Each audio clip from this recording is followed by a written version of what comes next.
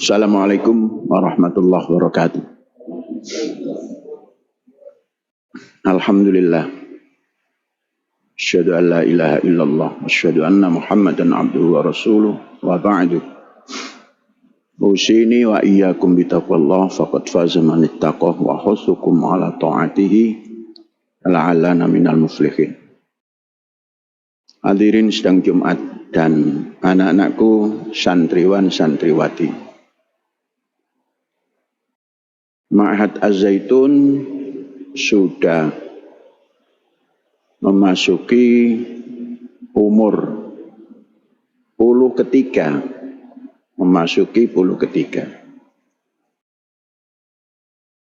Disiplin kita sudah dibangun sejak berdiri bahwa pusat pendidikan, pengembangan budaya toleransi dan perdamaian. Kemudian, dalam menyelesaikan persoalan-persoalan kehidupan keseharian di dalam kampus, sudah dibentuk tim ataupun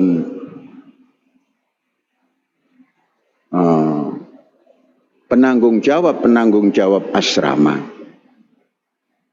Penanggung jawab asrama pun kantornya didekatkan kepada asrama itu sendiri, yang kita namakan Pusat Pengendalian Asrama 130. Kemudian para guru ditugaskan untuk membimbing di dalam asrama, termasuk di dalam kamar-kamar pelajar, diberikan bimbingan-bimbingan. Ini diarahkan agar dapat membimbing kegiatan pembelajaran, juga kegiatan pengasuhan, dalam arti membawa anak didik ini menjadi dirinya yang memiliki budaya toleransi dan perdamaian. Kemudian untuk itu didukung oleh kepengurusan pelajar, dan cara pemilihannya pun tidak diintervensi oleh baik majelis guru maupun yayasan maupun eksponen, namun diberikan kebebasan. Dimulai sejak beberapa tahun setelah pelajar ini menempuh pembelajaran, sampai dengan sekarang ada kepengurusan pelajar itu. Semuanya dengan bersama-sama untuk bisa menyelesaikan hal-hal yang dianggap ataupun dinyatakan tidak baik dalam kehidupan bersama dalam kampus. Itu terkadang ada salah seorang di antara mereka yang ingin memiliki barang kawannya tanpa izin. Dan itu ada tempat penyelesaian. Tidak ada dimanapun pelaksanaan pendidikan yang dalam menyelesaikan kasus-kasus pelajar seperti ini melibatkan seluruh unsur pendidik. Apa itu unsur pendidik? Bukan guru saja, namun orang tua yang paling inti. Bila ada satu hal, orang tua diminta datang. Dan orang tua sudah tahu apa yang terjadi di dalam kampus ini, karena anak suruh melapor ke orang tua kalau ada hal-hal yang dianggap kurang baik. Dan orang tua diajak duduk bersama. Kemudian guru diajak duduk bersama, tentunya diwakili oleh majelis guru. Pelajar diajak duduk bersama, tentunya diwakili oleh pimpinan pelajar atau organisasi pelajar. Asrama diajak duduk bersama untuk menyelesaikan ini, yakni tentunya siapa penanggung jawab asrama. Juga eksponen yayasan, kemudian utusan syekh, semua duduk untuk menyelesaikan, menanya, dan tidak satupun dalam penyelesaian itu pelajar yang diberikan kekerasan. Memang saya sudah dari sejak awal dalam kampus ini jangan ada kekerasan, karena saya sudah mengalami hidup dalam kekerasan itu. Maka saya meyakini mendidik tidak boleh ada kekerasan. Pelan-pelan berjalan, namun yang terjadi ada saja pelajar yang lepas daripada kontrol, melakukan sesuatu untuk mendapatkan sesuatu yang mencurigakan, kemudian mencurigai seseorang, kemudian ambil tindakan sendiri tanpa melapor kepada yang pertama, kantor asrama 130. Di situ sudah akan di follow up langsung.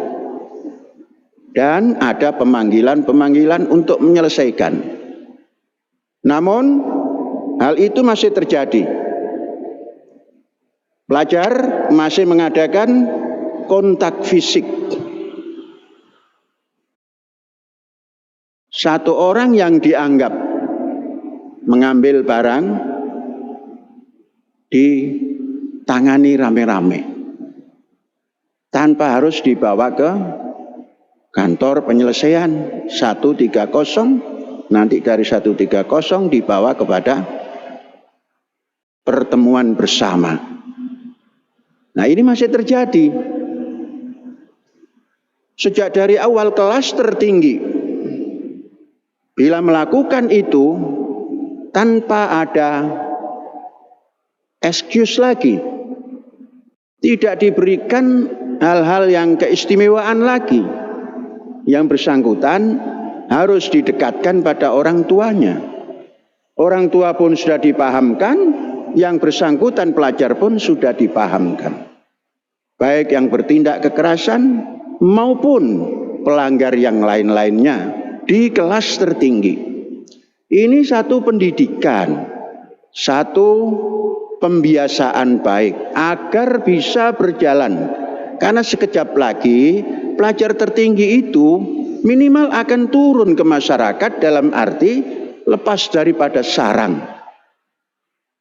pendidikan dasar menengah sudah selesai, dia akan terbang membawa jati dirinya.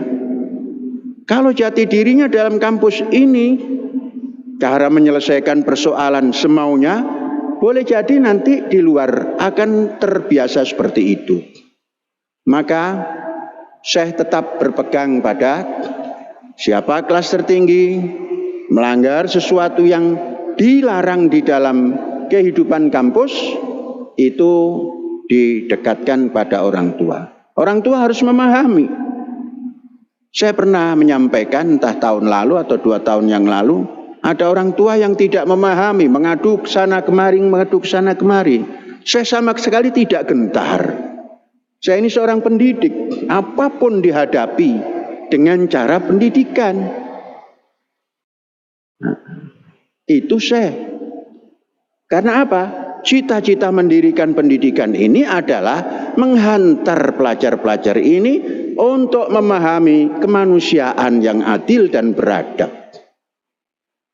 Di kemanusiaan yang adil dan beradab itu dihantarkan. Memang untuk pilihan-pilihan sendiri nanti jadi apa terserah, tapi harus jadi manusia.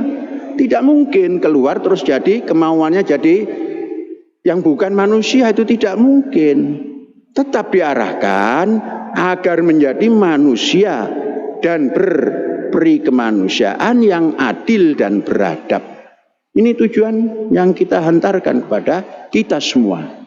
Oleh sebab itu, guru jangan apatis.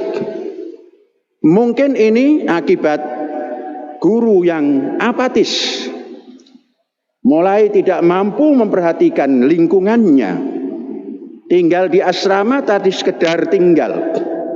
Guru yang seperti ini tidak bisa digugu dan ditiru.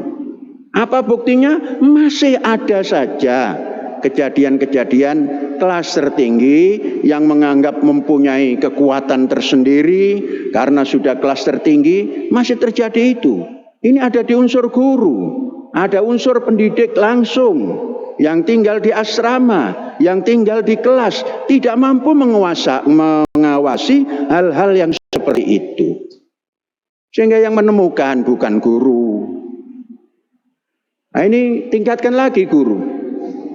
Majelis guru punya tugas untuk meningkatkan kewaspadaan lingkungan. Lingkungan itu bukan hanya tanaman.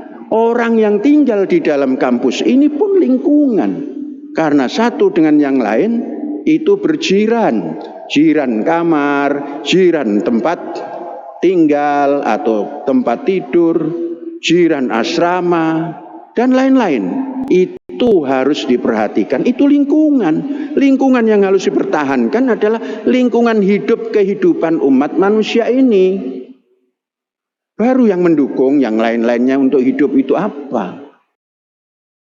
Jadi tidak ada gunanya kalau kita lingkungan hidup berupa tanaman, binatang, dan lain-lain diperhatikan, unsur yang menikmati hidup itu tidak diperhatikan. Guru.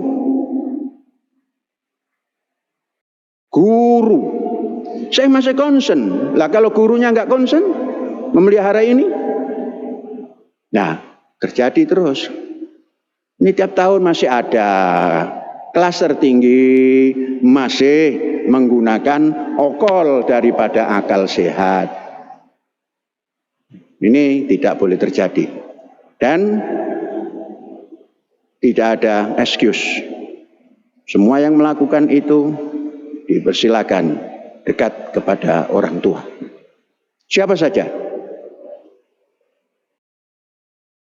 Saudara-saudara, ini tentang tafsir untuk kita semua.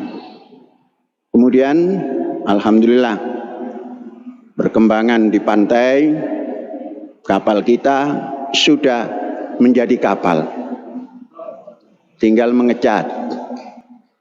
Dan tanggal 20 kemarin, 20 Juli, saya sudah mencanangkan untuk yang kedua. Dan sampai hari ini, semua dasar kapal sudah tertata rapi. Insya Allah nanti pukul 2 atau pukul 3, saya akan menancapkan patok belakang dan serang depan, menandakan bahwa kapal itu sudah dimulai pengerjaannya. Jadi nanti yang pertama itu tinggal mengecat. Cat itu artinya diberikan fiber, kemudian tinggal memberikan stereofoam agar bisa mengambang dengan baik, melengkapi dengan mesin-mesin, baik itu mesin penggerak maupun mesin untuk mengatur elektrikalnya. Dan semua baik mesin penggerak, elektrikal maupun cold storage itu semua sudah akan berangkat dari tempat yang kita pesan. Yang sudah jelas sudah berangkat adalah alat untuk fiberglass, yaitu yang cairan itu, resin. Kemudian juga yang untuk stereofoam yang dimasukkan dalam celah-celah dinding yang kosong itu. Kemudian izin-izin sudah keluar. Dari izin perahu, izin pembuatan kapal, terus STNK-nya, BPKB-nya, kemudian tempat operasionalnya, kemudian jala yang akan digunakannya semua sudah didapat. Kita akan menggunakan jala yang tidak terlalu panjang, hanya 10 km itu jaringnya, dan lebarnya 200 meter. Itu nanti akan menjadi bulatan yang ditarik menjadi bulatan 100 dan panjangnya 10 km. Jangan pernah membayangkan 10 km di darat. Kalau 10 km di darat itu kita akan menjaring banyak manusia, banyak binatang, banyak kendaraan, dan ramai nanti. Ini di laut memang begitu. Kita tidak mengambil yang laut permukaan yang kita jaring, bukan juga pertengahan, tapi kita minta izin menjaring yaitu lautan dalam. Jadi nanti operasi jaring itu di paling dalam. Jadi 10 km bukan apa-apa di laut. Orang-orang yang mencuri itu ada yang 100 km jaringnya. Bayangkan 100 km sekali buk tarik. Dan kelengkapan kapal kita yang belum ada adalah alat navigasi, alat kontrol kedalaman laut dan isi laut itu apa? Ada karang kah? Ada ikan besar kah? Ngumpulnya di mana itu ikan? Nah, itu nanti dilengkapi oleh itu. Kemudian kren untuk mengangkut hasil, baik itu memutar jala atau jaring, maupun melepas jaring, maupun untuk mengangkat dari dalam cold storage, diangkut ke darat. Nah, ini yang akan dilengkapi dalam waktu singkat. Insya Allah 2 kapal pada Desember sudah akan selesai semuanya. Yang kedua sudah pasti lebih cepat karena peralatan sudah kita lengkapi semuanya. Ada kren yang untuk mengangkat benda-benda yang berat, ada forklift yang untuk mengangkat benda yang agak ringan, ada segala macamnya. Jadi mudah-mudahan tahun 2022 2 kapal ini sudah selesai, dan 2023 kita menyanangkan minimal 5 kapal. 1 di depan, paling depan yang untuk keluar itu, untuk keluar ke laut, dan 4 di dalam. Jadi mudah-mudahan semua bisa berjalan dengan baik. Kayu sudah ada, lain-lain sudah disiapkan. Semoga kita diberikan kemampuan untuk menyelesaikan program-program seperti ini, dan anak-anakku semoga semakin mengarah kepada kemanusiaan yang adil dan beradab. Guru juga seperti itu.